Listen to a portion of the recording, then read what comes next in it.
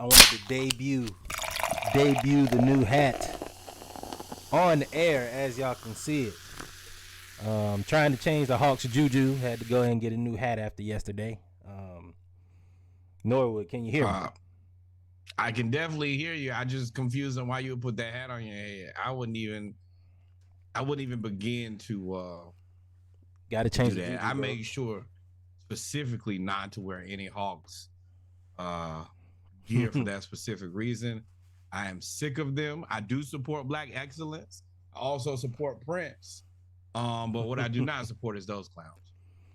Well, I like the hat because it reminded me of like when we were younger. This is like our version of the old school OG's leather hat. You remember the leather hat that they had? It was either the Michael Jordan Kango or the leather snapback, and it had this exact same design. I was like, well, let me get the updated version real quick. The Black History Atlanta Hawks hat. Had to grab that real quick. Man, I hope the juju changes for the Hawks. But we'll get into that later. Ladies and gentlemen, welcome to the episode 95 Monday Night Raw. Correct, 95. 5 more away from Patrinacy. That's gonna be that is probably gonna be a live only episode. If you don't, you know what? That'll be the 100th episode, and we'll make that the birthday episode because that's gonna be in April, right in between our birthdays, if I'm not mistaken. Jesus. This is spiraling. Right after our birthdays, if I'm not mistaken. So yeah, that's what we'll do. Good. That's gonna be crazy. It's gonna be crazy. And it'll be probably time to cry about the Hawks by then too. So. Oh, we'll be squarely in the play-in. Maybe. But y'all know what it is on Around the League Monday Night Raw. We always start off with what? The pregame. I got my water right here. We're going to pregame with some water today. I can do a little tequila a little later. I got a little Negro tequila downstairs now. We adopt brands. So this is what we do. We in pregame. Perfect time to negotiate through this. Let's get through basketball, and then we'll drink through football. Close out. I would actually like to drink through basketball because we have to talk about the Hawks. Deal. Sold. Just Oh man, but with that being said, this thing get off the rails by the time we get through football. I'm gonna be asleep right after this now. I'm gonna be asleep right after though. But y'all know the pregame, aka our splashes of the week.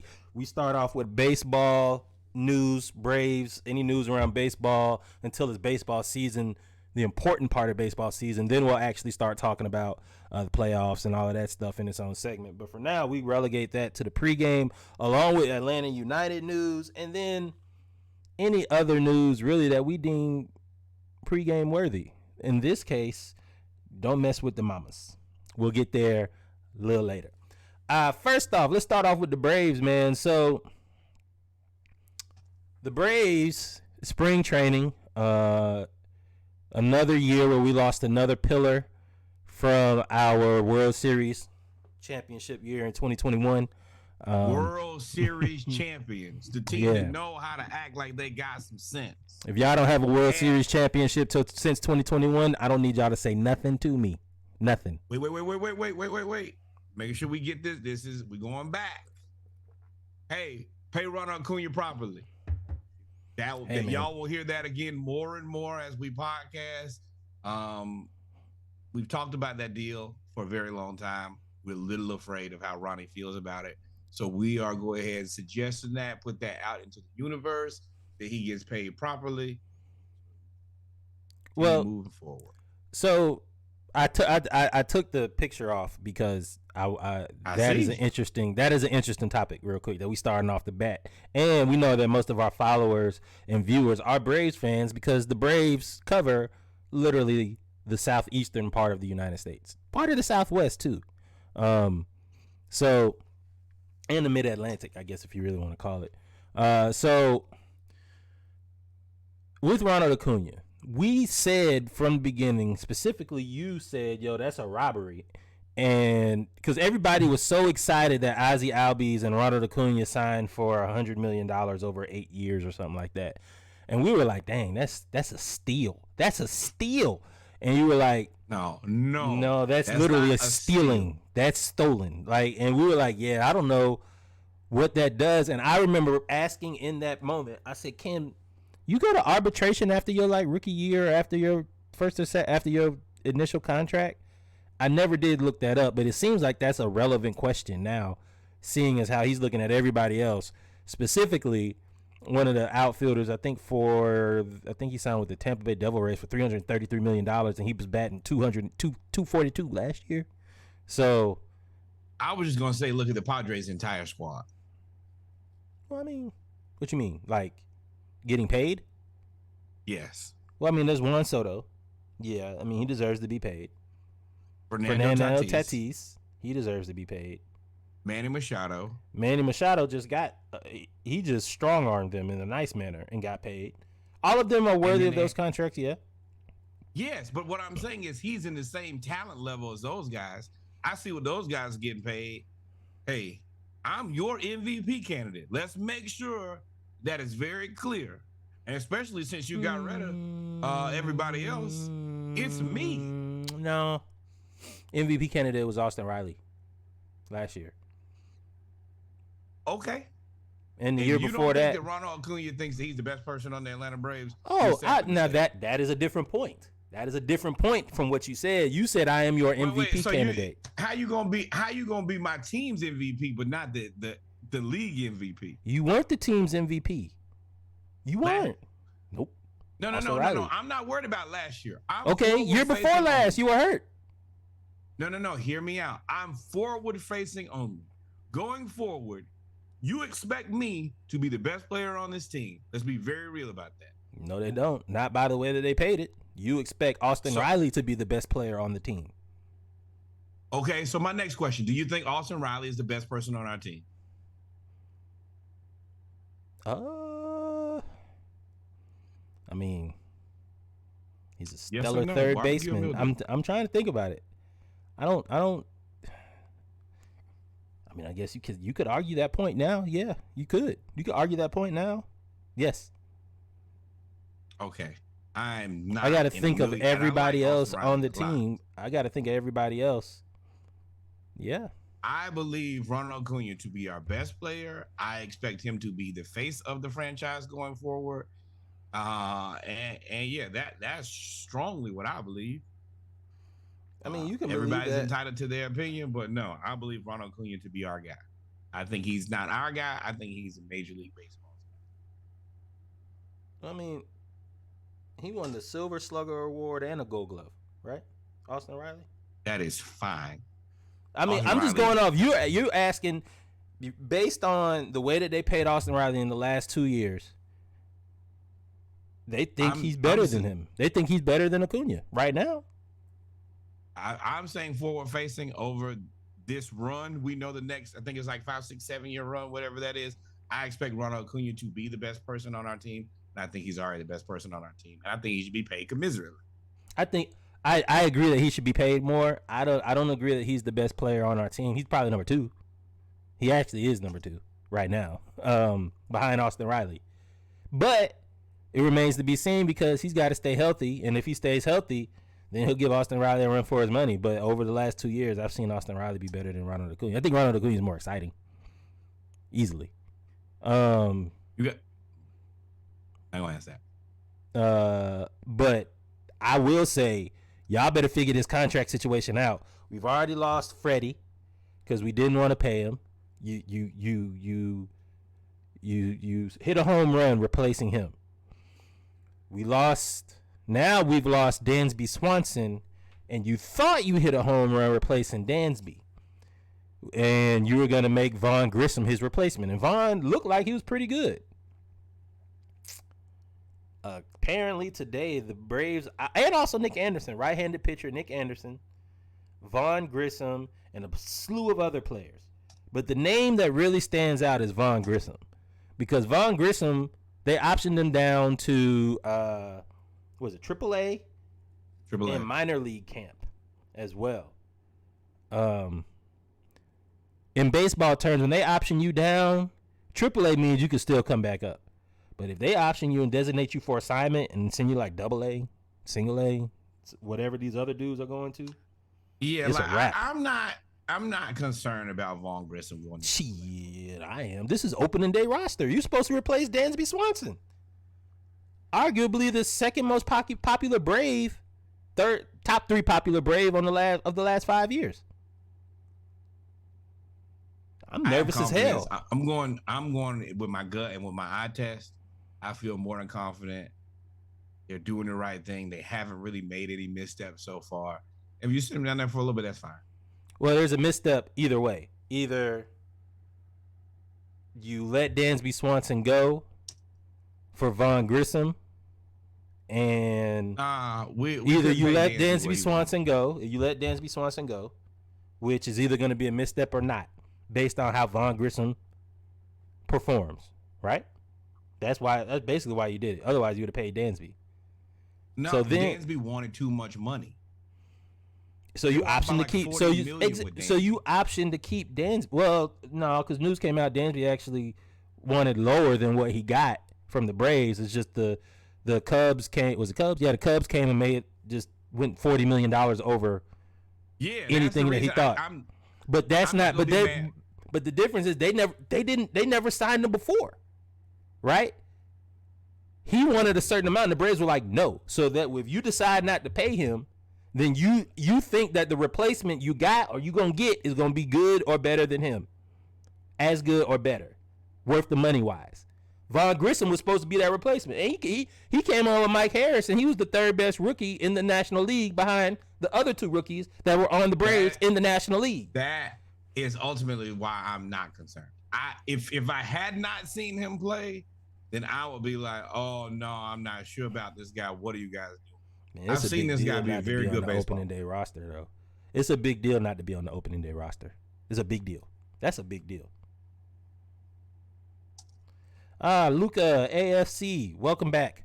With that said, man, the Braves optioned a bunch of players. I hope that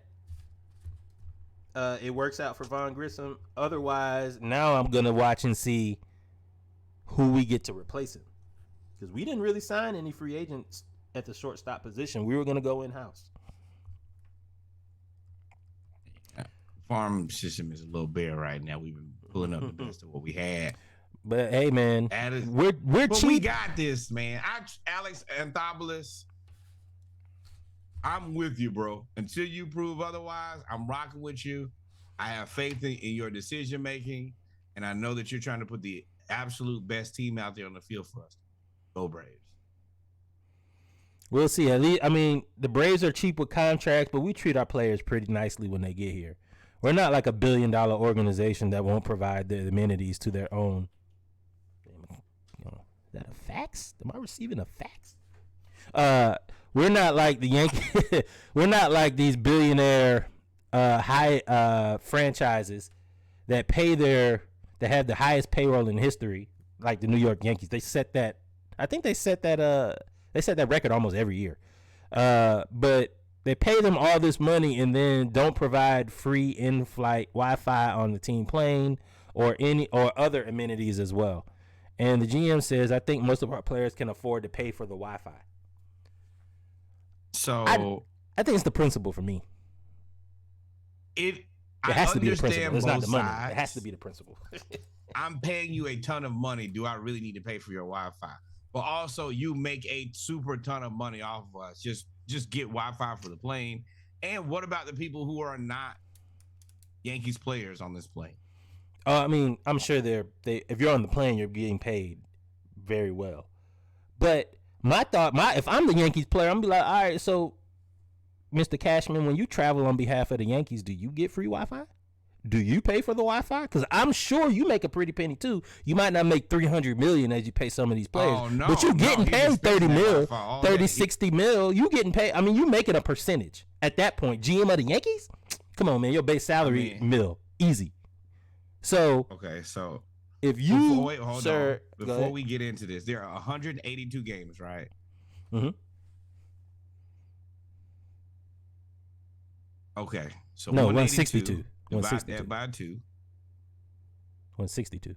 There's 82 NBA Oh, games. that's it. Yes, that's the reason. 162, divide that by 2. So 81 away games.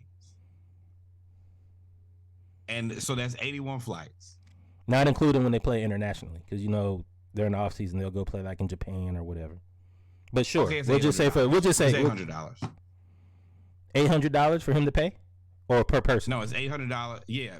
So it's all of the flights times 9, $729 in total. Can't complain over $800 for nobody in the Yankees organization. I pay you so much. I pay you not to talk about $800.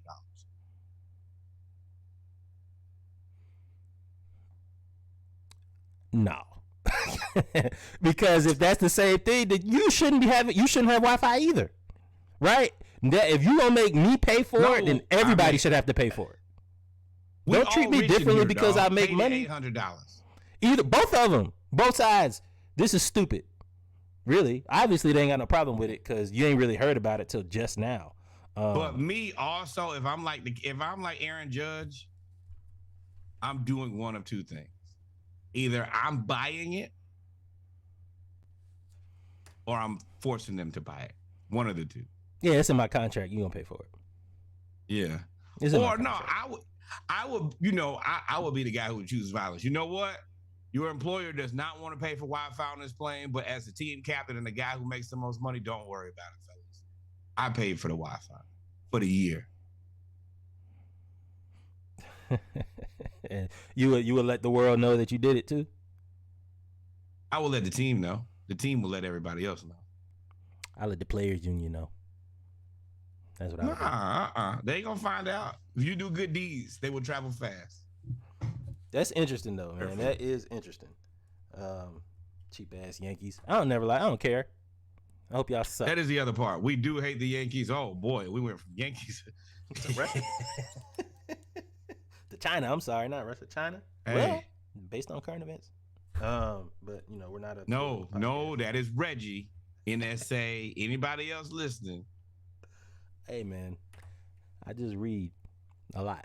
But with that being said, man, let's move on. So in the World Baseball Classic, there are, that is basically like baseball World Cup, right? And it's dominated by Central America, Spanish speaking, or Spanish heritage countries, as baseball is. So it's interesting. I think you put as the topic of this, the Joes are beating the pros.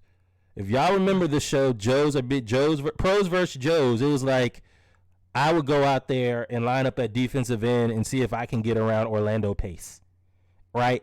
Or Noah would go out there wide receiver and think if he could juke Ronnie Lott. And normally the athletes are like 10 to 15 years older. They're retired, but they come out there and whoop the Joes, the regular guys, working man, whoop their ass. Every time, I remember they had Kevin Green on there, and he just destroyed somebody. He's trying to act like a running back from high school. But here in the World Baseball Classic, and we talked about it before, we talked about Jock Peterson going to play for Israel, right? This is a big deal. Go ahead. Yeah, young Jock. This is a big deal. So in this World Baseball Classic, though, the Czech Republic is like a Cinderella story, per se. They have basically average Joes that are winning the World Baseball Classic, or at least winning games. Here it is right here. Good enough to beat a bunch of school teachers and sales managers. China lost to Czech Republic yesterday. Keep in mind the Czech Republic, they work normal jobs. Teacher on high school geography and physical education. Sales representative for Silon SRO. I'm sales manager in the energy company here in Czech Republic. Check out the Czech Republic take the lead in the top of the 9th. This game should end. If you're not rooting for Czech Republic, so here's the thing: they were down 5-4 in the top of the 9th, 2 outs, 2 on, and they just beat China. They just beat China, dog. This is a crazy story. First of all, China, your population versus Czech Republic, this is embarrassing. Not even close. Also, China, y'all have decent. That's Japan. Y'all have too many people to lose. Y'all definitely should not be losing to these guys who have regular ass jobs. And I can only imagine there's a very long flight back home, and I'm sure that you have some explaining to do. Please be safe. Good luck and Godspeed, my friend, and quit playing baseball. But I'm sure they're gonna make you do that as soon as you get back. You get a new job. I ain't about to say nothing for like what goes on in China and all that stuff. He's finna say something. I ain't about to say nothing. Now he may not expressly detail it. He finna tell you though. Go ahead. But this is, and we're not gonna stay on the World Baseball Classic because although I do want to make note that Puerto Rico is still undefeated in this. It's been going on for like 2 weeks.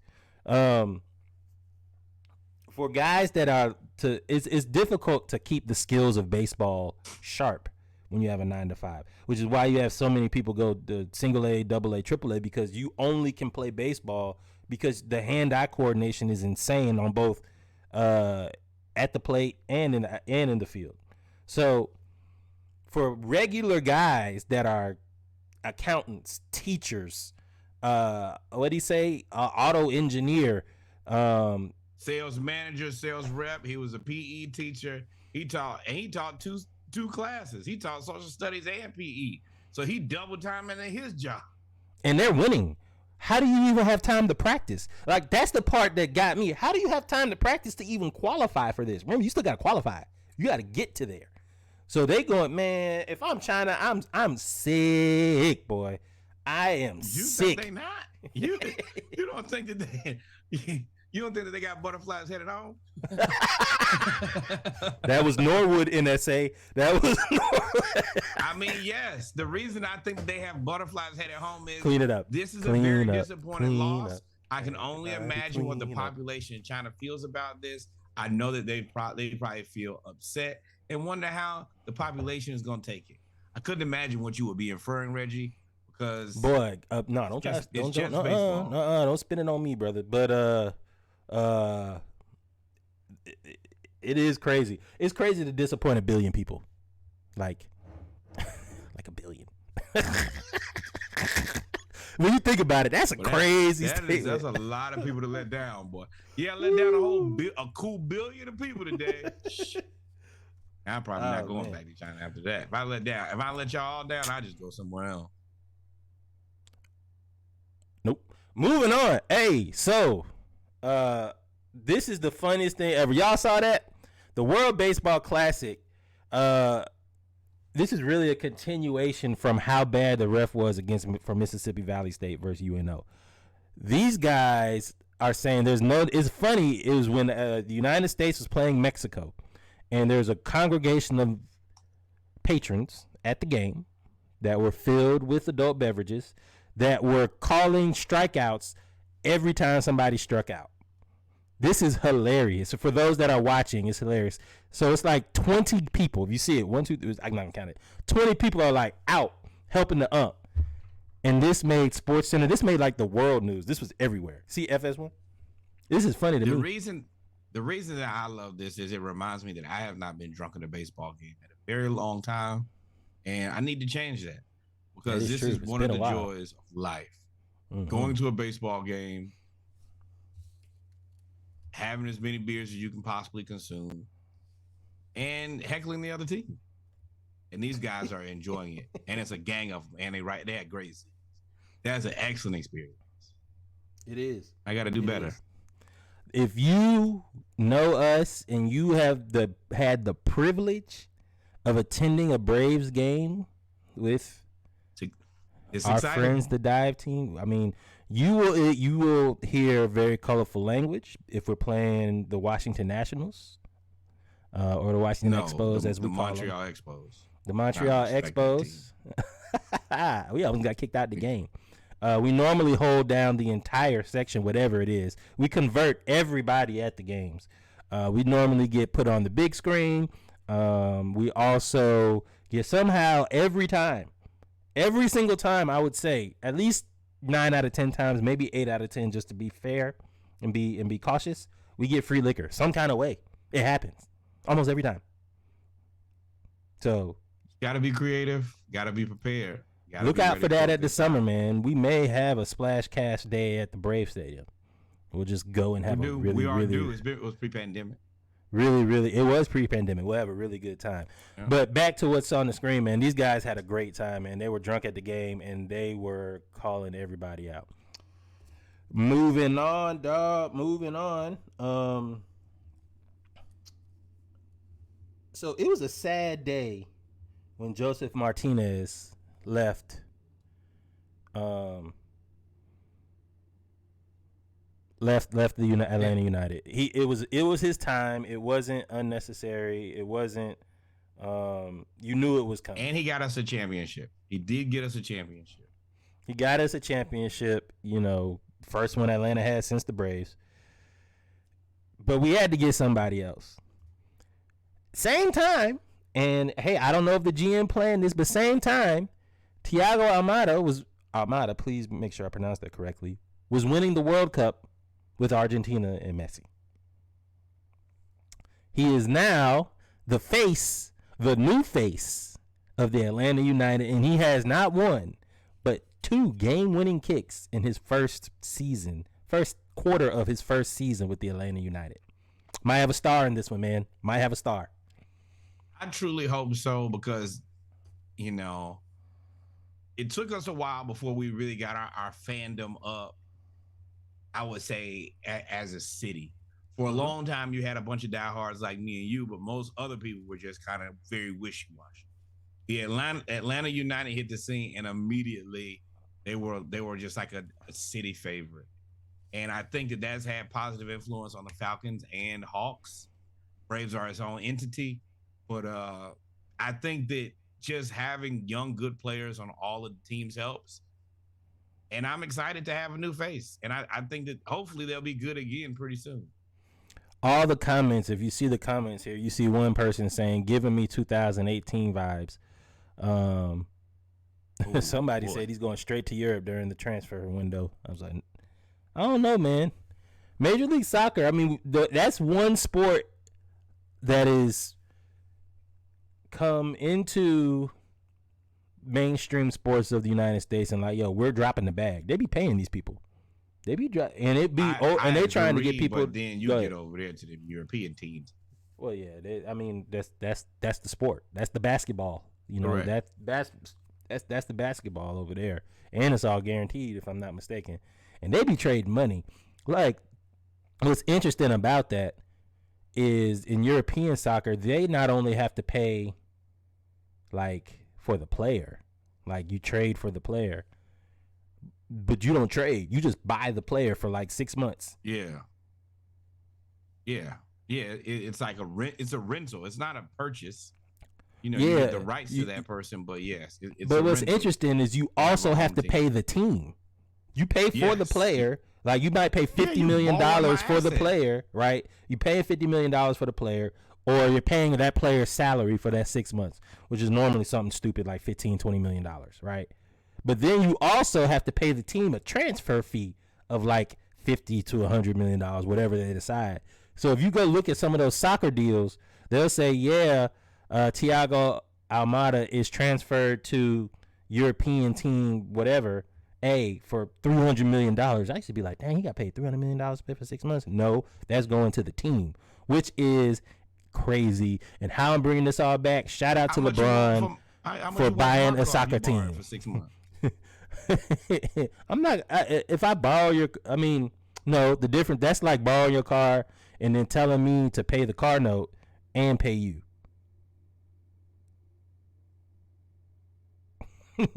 I like that. But that's not how that worked, though. That's not how that worked, though. It worked like that in soccer. But I was saying, I bring that all back and around to LeBron, who bought a soccer team, and we all were like, yeah, that's just to get his assets up and his equity up so he could purchase a football team, which is true, or a basketball team. Basketball team. But I mean, soccer is also very lucrative if you can hold it in the road. It's a well-placed investment, future facing and present. 100%, man. But shout out to Thiago Almada. I'll have to go to. I keep saying I'm gonna make it to a game. Wow, they named the spot behind the stadium, the behind the net, the Gulch. That's funny. In remembrance of the Gulch. But I gotta make it to the game, man. Splashcast got a lot of summer games we gotta make, man. Atlanta United. And if y'all want to send us a United jersey, I do need. We do need a United jersey. We need a United hat. I like solid colors or like something not too busy. This is probably the busiest hat that I'll ever wear. So yeah. I'm open to everything. All right, man. Let's get to the mamas. The mamas, Sade. Moms are always there for you. Moms are your biggest sympathizers and empathizers. This mom in particular took that to a whole nother level. So Spencer Lee lost the semifinals of the of the NCAA Wrestling Championships in a historic upset. He was on his way to his 4th straight title. This is his mom watching her son lose. She is insanely upset. So he's losing. My man's lit too. Like, yep, look at that. Look at that. Just one. Look at your mom. And look at this mom. She broke the glasses. She had a what? What? Who's? She. So you just broke your glasses. Now you can't see. This is. Why would you do that? And you're somebody's mama. You're supposed to have more self-control than that. But I mean, she was out there wrestling. So I'm not saying she's the same woman, but I found a video of a woman that looks like her teaching her son how to wrestle, and she looked like she got experience. So it might be her, man. But yeah, she's hurt, big mad. You can't lose. Oh man. Why would you do this? You don't care about your side at all. And I'm gonna tell you, I treat her like a child. Nope, you be blind for the rest of the day now. Oh well, I mean, you know what that move is? If you really want to say what it really is, that is the move of somebody that has insurance, has benefits. Yeah, benefits. One thing that they will replace really fast is glasses.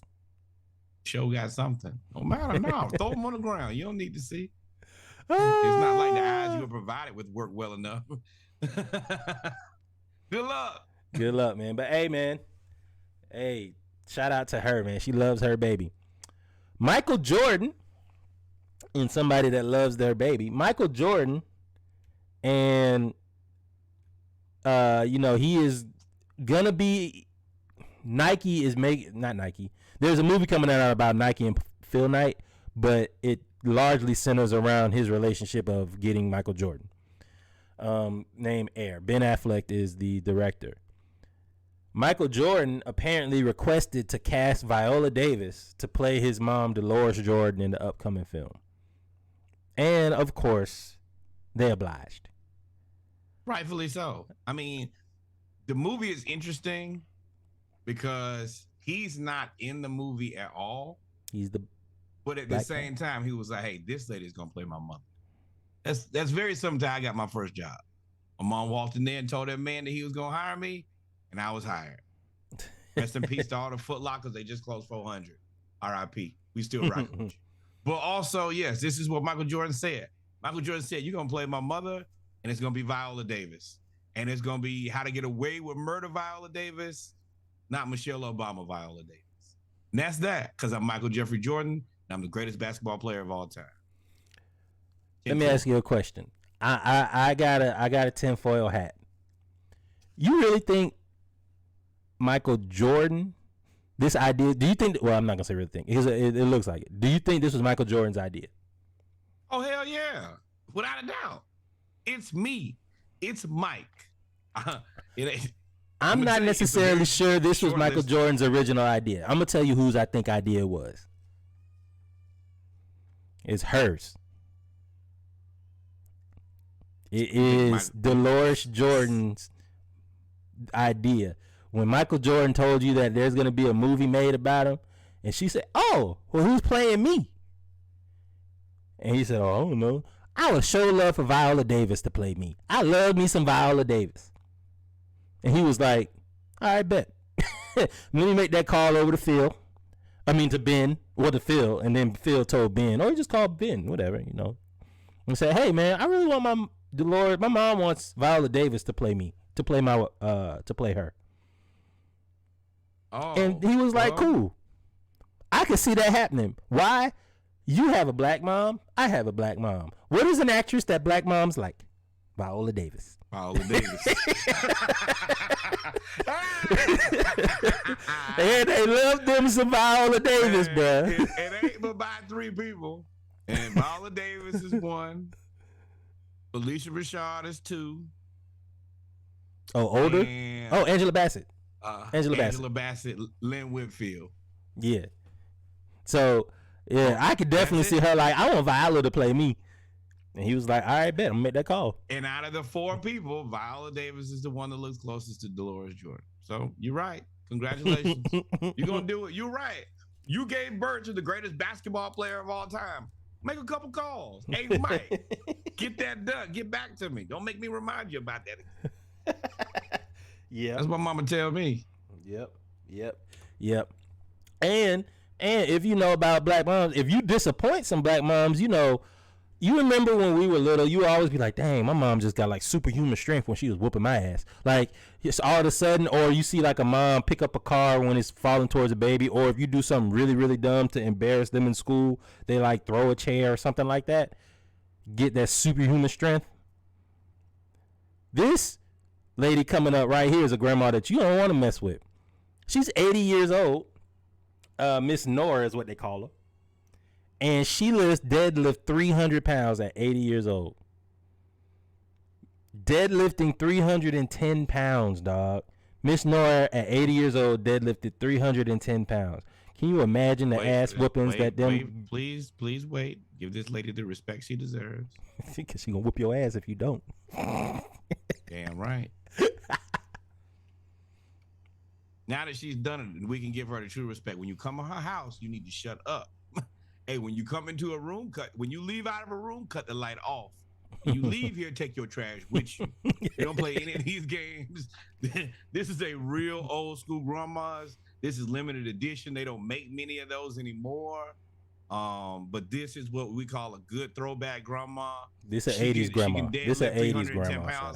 I also know a couple of things about Miss Nora without actually ever having to meet this lady. She makes a fantastic pot roast. Her pound cake is impeccable. And she is at the church at least 3 days out of the week. And you better not disturb her on any of those days. That's it. Shout out to Miss Nora. Congratulations. 300 pounds, dog. At 80. Whooping ass. I'm not going to ask the obvious question because I don't want to embarrass myself. So we'll move on real quick. Man, we don't even be living at 80. What you talking about? Shoot, we 30. I'm 37. You 36. Hey, man, Can you deadlift 310 pounds? They be looking like Deuces, my dog. Miss Nora in there 80. Let me go ahead and pick up the 310 real quick. Yeah, bro. She taking all the groceries in one take by herself. No, she Grandma, not. you don't even need to do that. I can do it. Yeah. Grandmas do be that I can do it type stuff till it be. Hey, don't tell me what I can't do. until they do stuff that they don't want to do. Then it's like, didn't I tell you? Yep. So shout out to Miss Nora though. 310 pounds deadlifting at the age of 80 is insane to me. So I ran across this. Came out last week. It's basically called the coldest takes from sports analysts, where they were saying some of the worst things or some of the worst takes that they could ever have. Let's talk about the first one. This is one of my favorites. I've been waiting for this to come to fruition. Max Kellerman on Tom Brady, July 28th, 2016. He is going to fall off a cliff. Tom Brady will be a bum in short order. He went on to win. This was right after the Super Bowl, if I'm not mistaken. Oh, right? No, it was 2016, right? Was that, when did we lose the Super Bowl? 2018 or 2016? 18. Okay, so he ended up winning another Super Bowl after this, and then he went to another team and won another Super Bowl. Coldest take from Max. And Kellerman. and not only won a Super Bowl, won a home Super Bowl game. First person to ever do that. I think it was the first home Super Bowl. Yeah. So yeah. Yes. Next one. You had to get there and win it. This is another. I love this take. This is my favorite one right here. This is Skip Bayless. I call Chris Bayless. That's, you'll see why. I take that as a compliment. I take that. There are multiple people who have called me Chris Bayless before. I don't take that as a slight. Skip is an innovator. He is a leader, and he is a champion of this. And he also has some of the coldest takes in history, similar to like Max Kellerman. So, November 25th, 2011, Skip Bayless says about Aaron Rodgers, "You better believe I'm taking Tim Tebow." Pause for dramatic effect. Tim Tebow over Aaron Rodgers in the last 2 minutes of a game. Tim Tebow. I mean, defend it. The thing about it is, both of these guys are going to ultimately let you down. Now, it depends on when you get let down. One thing for sure, you still hit that. Is flow. that what it is? You're going to get dropped. You're going, no matter what. So, Aaron Rodgers, I mean, as everything that, we're going to talk about him much more in the podcast. When's the last time he won not a World Series. When was the last time he won a Super Bowl? Pretty sure before Tim Tebow. Yeah, for sure. But, I mean, one of these guys will hold your team hostage in perpetuity, including right now. One of these guys has moved on and got a job. He got another job. He got another job. One of them is a Hall of Famer, and one of them is Tim Tebow. Tim Tebow's in the Hall of Fame, College Football Hall of Fame. One of them is an NFL Hall of Famer. Yeah, one of them. They're both in one Hall of Fame. That's what it is. So, keep going. Keep comparing Tim Tebow to Aaron Rodgers the same way you did Anthony Richardson to. You got to go ahead. In the role that Come on, man. Anthony Richardson and Patrick Mahomes was the other time you did something like that. Keep going. Okay, hey, the way it's looking, and Anthony Richardson gonna get drafted before Patrick Mahomes. By the Falcons, probably, which will just. Let's go. I probably explode. I might spontaneously combust. I may spontaneously combust if that happens. Me too, from joy. But the more you think about it, at pick 8, all the acquisitions that they've made, it looks like they could go after a quarterback. And they talking about packaging Ritter. Well, we'll talk about that in the Falcons. Yeah. Back with Skip with his. It's bad. Horrible, it's bad. Fair. Horrible faith in Tim Tebow. Colin Cowherd, another person. His take, down 3-1. The Cavs down 3-1 in 2018 against the Warriors. This is his take on LeBron. He reminds me of a pitcher post Tommy John surgery. He's not as impactful. He's not going to chase you down and block you from behind. That was the literal quote that he made. And 3 games later, LeBron chased down Iguodala and made the best, greatest block in finals history. Normally, it takes a while for your takes to come back as terrible. This came back within a week. Which tells me that LeBron definitely heard that. LeBron definitely heard that, and LeBron is an opportunist. And he would, if he is the beautiful basketball mind that everybody remembers, in that moment, he was playing for the title, but he also was like, maybe afterwards, he was like, who says that I can't make that? He's not Kobe to say amnesty that. He ain't gonna do that. But this is a horrible take. Horrible. It's so bad because it came to fruition within a week. A week. And Colin Cowherd hates LeBron. Kind of like Skip Bayless.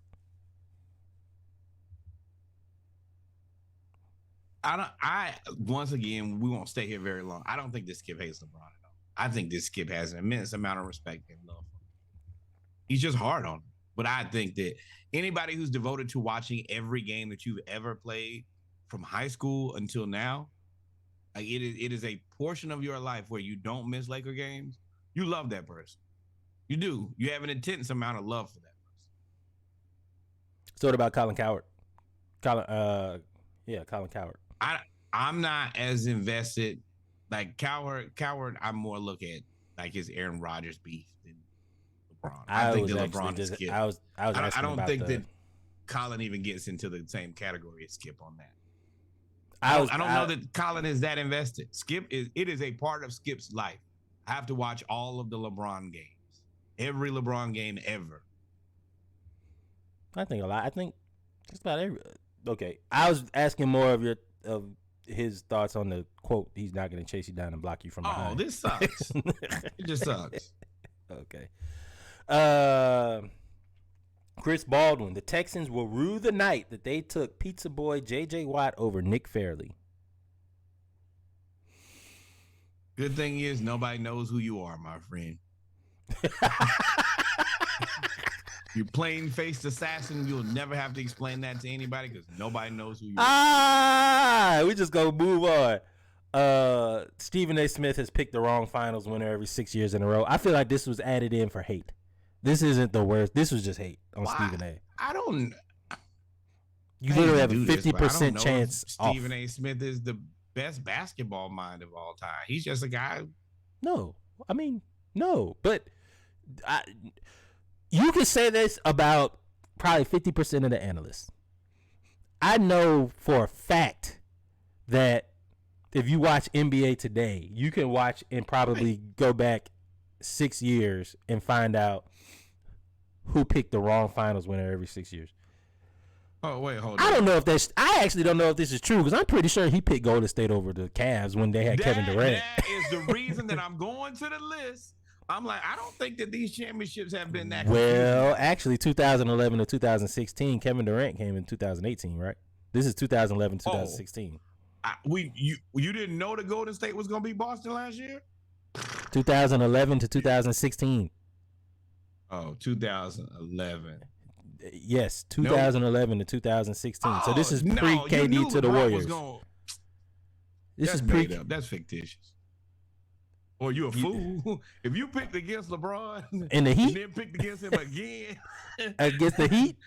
Yeah, you can't pick against. Well, I mean, they beat who? They beat the Spurs. They lost to the Mavericks. And they beat somebody. No. Yeah, the so Heat. they lost to the Mavericks. They beat the Spurs. Fine. And they beat the Thunder. Yeah, I wasn't going in order. I was just going in the three finals appearances. So, I mean, I can see how you could pick the Thunder. I can see how you pick the Spurs. I can't see how you pick Dallas. Well, no, because you picked so you picked Miami. I can see how you got those three wrong. I can see that. Wait. But then he also picked the Cavs with Golden State when Kyrie in 2016 and Kevin Love was hurt. In 2016? 2015. Yeah. 2016 they won. He must have picked the Cavs. Well, Kyrie got hurt in game 1. So, I mean, if you picked the Cavs before. But Kevin Love was already hurt, wasn't he? Yeah, but I mean, they made the finals with Kyrie and KD. I mean, Kyrie and LeBron. Oh, well, if you thought that them Warriors was going to look dope. Why? Wasn't that the Warriors' first championship? 2015? Or was it 2014? Oh, you're right. Yeah, why would you not pick LeBron? Right. Yeah, been to 10 straight or 7 straight or whatever you been. Now the next year, everybody picked the Warriors. I didn't pick LeBron at all. Warriors got that thing getting quick. God, dog.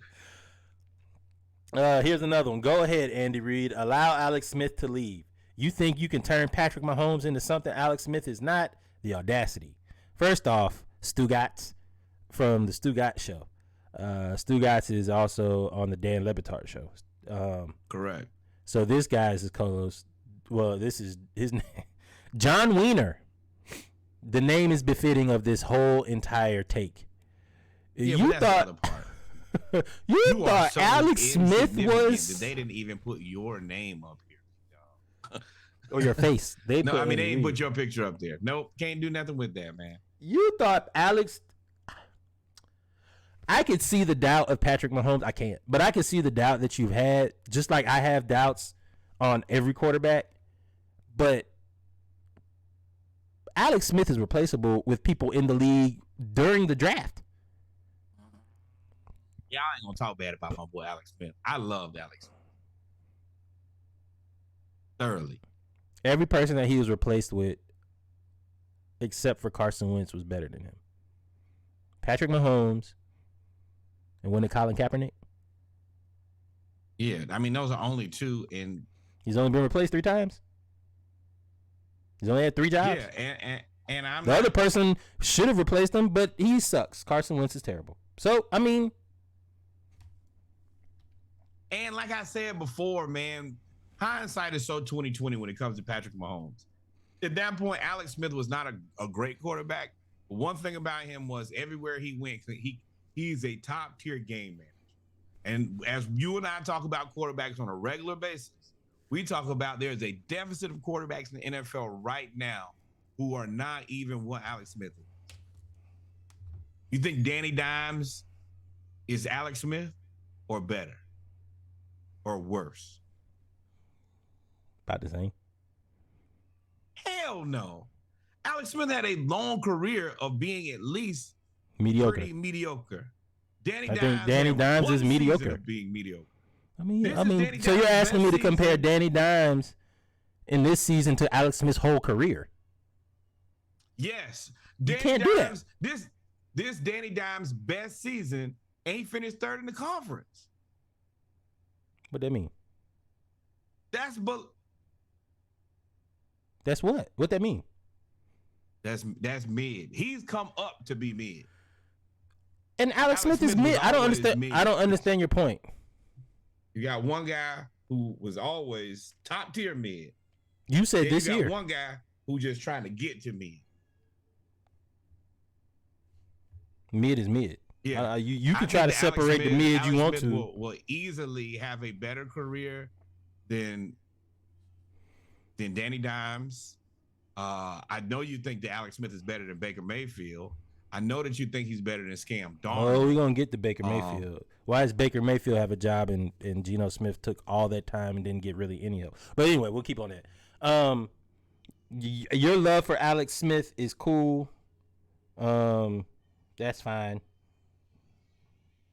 But it is what it is. Alex Smith, I view Alex Smith the same way you view Spencer Dinwiddie. Replaceable. He's just a regular person. He's just a regular person. He's a placeholder. He really didn't matter. The difference is, you know what? This is where I'm going to crack your skull right here with the internet. Alex Smith winning percentage. You can't crack my skull over the internet when you're 578. comparing his entire career to one person.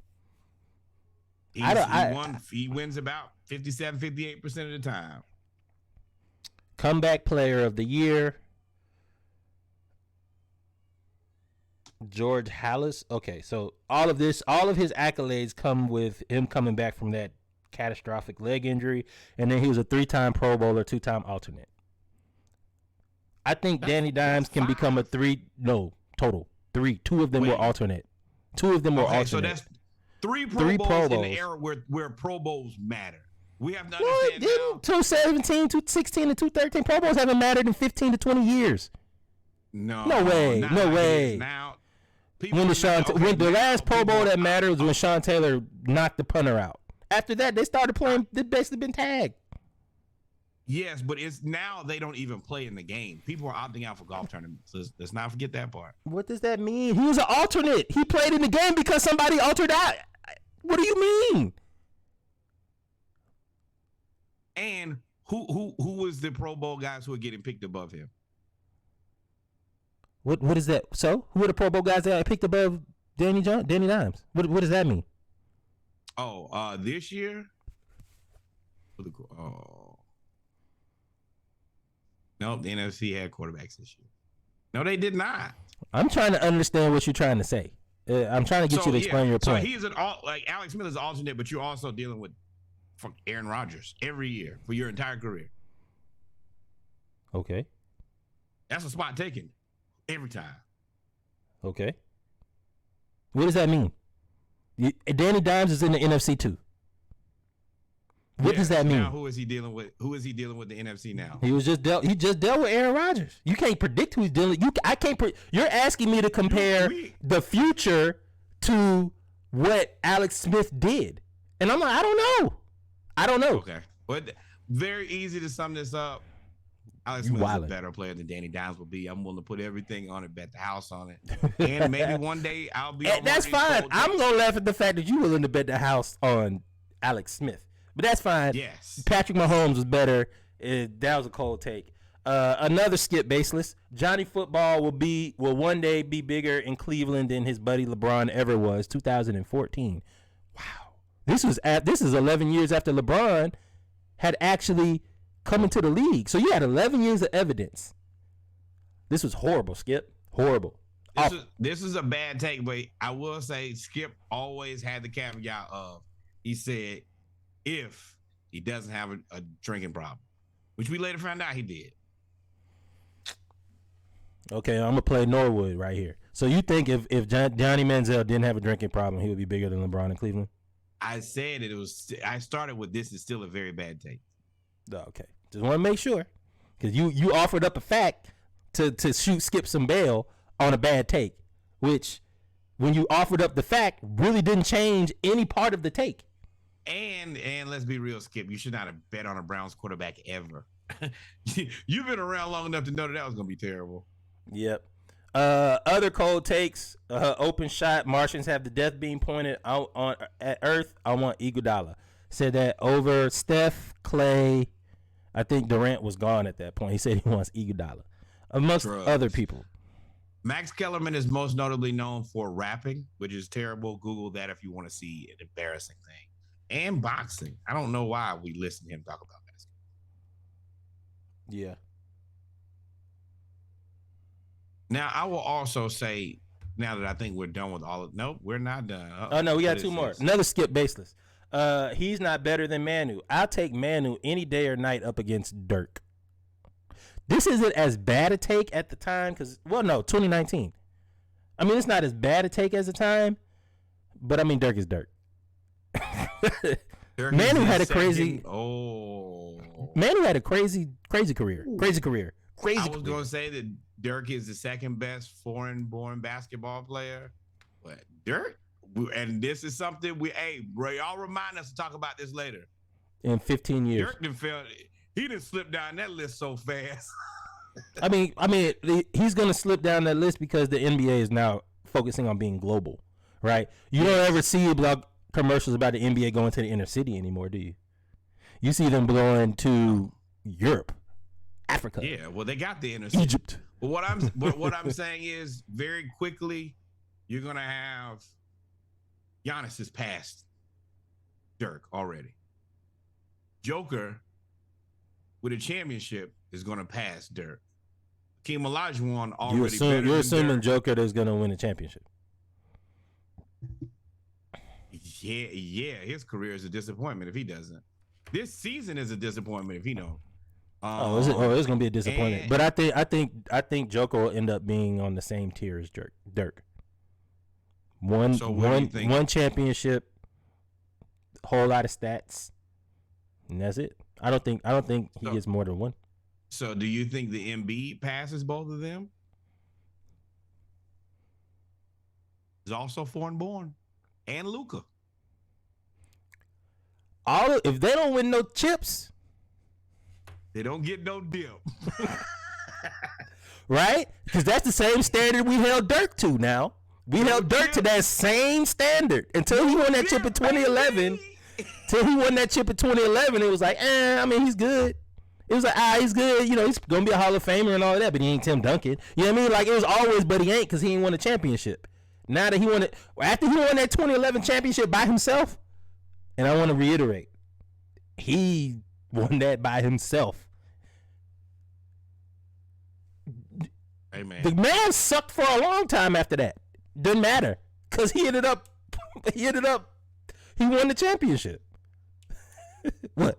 It's the truth. My Lord. That ain't nothing wrong. That's the truth now. That's the truth. But that's nasty. That's still nasty, though. And then, of course, this is hockey. They're going to be garbage. Ovechkin's done. I don't think he's going to touch 30 goals. He scored 50 goals that year, 2021. 50. 50. D-U-M, dumb. Now, this is what I will say, especially from a lot of these people who, you don't know them from a can of paint. The people who, because it's really, the three people who registered the most, Cowherd, Kellerman, and Skip. Make a living It's by like making us. shot takes too, though. If you do this long, yes, there are 2 points of this. One thing for sure, those guys, 2 of them specifically, Kellerman not nearly as much. They live on the line of shot takes. Also, if you do this for as long as Skip Bayless and Colin Cowherd have, you're gonna have some bad ones. They had Shannon Sharp on one of these lists for just the one about Jalen Hurts and all of that. If you do this long enough, you will have some pretty embarrassing takes. It's gonna happen. We do That's it. fine. I'm gonna write a lot. I miss some though. Well, now Hey, man, The this is Rock. another- So this is because we gotta finish this up. The Rock. We've been on here for an hour. It's been the pregame. A bunch of my catchphrases. Yeah. This is Booker T. Booker. I'm serious. I'm gonna stop this. Booker T did an interview with Chris Van Vliet, and says that The Rock stole his catchphrases and his move. Wait, and called it The Rock He did Bottom. not say that. He alluded to that. No, he said it. He just said it. Oh, who had the bookend / rock bottom first? Yeah, I had it first. I was the one who came up with the bookend. The Rock stole it, just like the Rock stole. See? He didn't allude to nothing. He said The Rock stole it. Just a bunch of my catchphrases. Yeah. I'm serious. He really did. What other catchphrases did he steal? You know what? I'm not gonna go there. That's like those untold stories, unwritten rules, stuff like that. first off, Booker T, you can't start the book and then say I'm not gonna tell the story. You done showed us the I hate first people like- chapter. I hate people like this. Either tell me the whole story or don't tell me that you know something. Oh, next time on Dragon Ball Z, face ass boy. Like, that's what you don't worry did. about it, don't worry. Let me just tell you. Tell me the whole damn story or leave me the hell alone. Yeah, that's what he did. But My bad. That locker room. So he says locker room stuff. Yeah, they play where he actually says the tagline, "Do you smell what the book is cooking?" And I have to ask, because there is a level of colorism that looks like it falls in here, but I also understand The Rock to be a fantastic performer. How do you feel about that? That he stole this from Booker T? I think it sucks. It sucks for Booker T because Oh yeah. The Rock has made hundreds of millions of dollars off an entire persona that he stole from Booker T. The only thing that he didn't steal from Booker T, based on what Booker T is saying, is the people's eyebrow. That's the only thing. Everything else, do you smell what Booker T's cooking? The bookend versus the rock bottom. Booker T actually does an elbow type move too, just like the Rock's elbow. So Booker T, while he's still in the profession, I thought he had the axe kick. Maybe an elbow move too. Yeah, elbow move.